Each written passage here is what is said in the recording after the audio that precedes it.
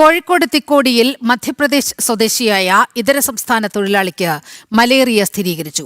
May അവസാന വാരം കോഴിക്കോടെത്തിയ Madhya Pradesh സ്വദേശിക്ക് June 8-നാണ് പനിയും രോഗബാധയും ഉണ്ടായത്. ലാബ് പരിശോധനയിൽ മലേറിയയാണെന്ന് സ്ഥിരീകരിക്കുകയായിരുന്നു.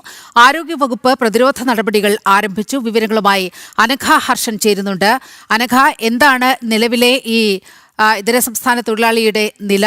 അതുപോലെ വരുന്ന മെഡിക്കൽ വിവരങ്ങൾ എങ്ങനെയാണ്?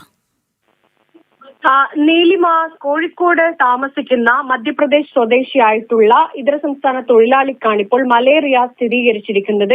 ഈ ജൂൺ 8-ാം തീയതിയാണ് ഇദ്ദേഹത്തെ പനിയും ലക്ഷണങ്ങളും പ്രകടിപ്പിച്ചതിനെ തുടർന്ന് ആശുപത്രിയിൽ പ്രവേശിപ്പിച്ചത്. ഈ ലാബ് പരിശോധനയിലാണ് മലേറിയ ആണ് എന്ന് സ്ഥിരീകരിച്ചത്.